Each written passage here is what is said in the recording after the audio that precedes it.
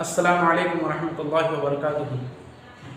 عزیز طلباء و طالبات، حضرت علی رضی اللہ تعالی عنہ کی دو خصوصیات بڑی نمایاں ہیں۔ ایک ان کا استغنا کہتے ہیں بے نیازی کو، بے التفاتی کو، دنیا سے بے رغبتی۔ یہ دو خصوصیت حضرت علی رضی اللہ تعالیٰ عنہ میں تھی۔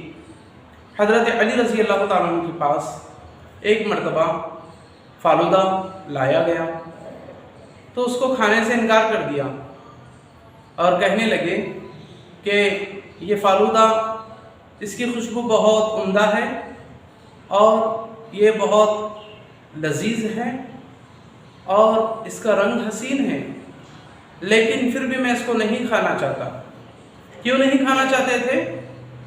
اس کے آگے وہ کہتے ہیں کہ میں یہ نہیں چاہتا کہ میں اپنے نفس کو ایسی چیز کا عادی بناؤں جس کا وہ اب تک عادی نہیں ہے، یعنی جو چیز میں نہیں کھاتا ہوں، لذیذ، اچھی، اور اپنی خوشی کے لیے اور اپنی خواہش نفس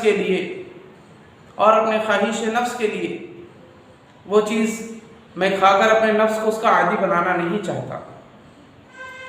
اس لیے ہم دنیا میں ترقی کرنا چاہتے ہیں، کسی مقام کو پہنچنا چاہتے ہیں، تو اس کے لیے تین باتوں کا ہماری اپنے اندر ذات میں ہونا ضروری ہے: قلت کلام، قلت انام اور قلت طعام، کہ کم کھانا، کم سونا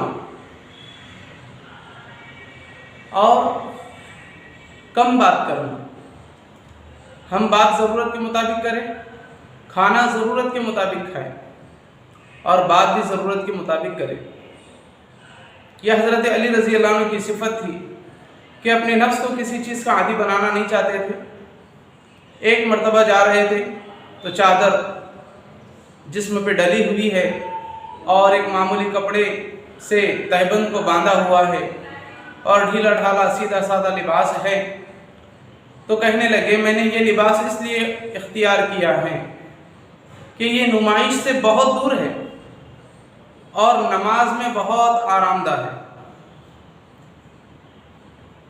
حضرت علی رضی اللہ تعالیٰ عنہ نے اپنی زندگی میں اپنے فرائض کو اس طرح انجام دیا ہے جو ہماری ذات کے لیے بھی ایک سبق اور ایک نمونہ ہے۔ حضرت علی رضی اللہ تعالیٰ عنہ خلیفہ بنائے گئے تو اکثر و بیشتر وقت خلافت کے کاموں کے اندر مصروف رہتے تھے۔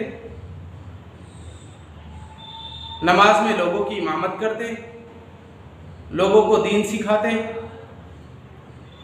اور لوگوں کی خیریت دریافت کرتے، بازاروں کا گشت لگاتے، خرید و فروخت کرنے والوں کی نگرانی کرتے اور کبھی کبھی معائنہ کرنے والوں کو اچانک بھیج دیتے کہ جا کر دیکھیں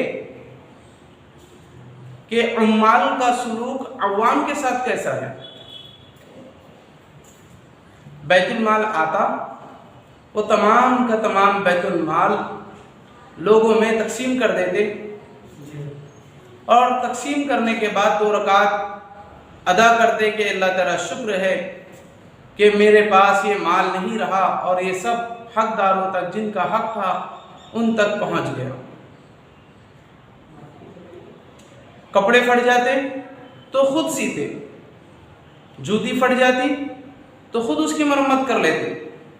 حضرت علی رضی اللہ عنہ بادشاہ ہے، خلیفہ ہے اور گھر میں کوئی خادمہ نہیں ہے، خادم نہیں ہے کہ ان کی کوئی مدد کر دیتا۔ خود حضرت فاطمہ رضی اللہ تعالی عنہ گھر کا کام کاج خود ہی انجام دیا کرتی تھی۔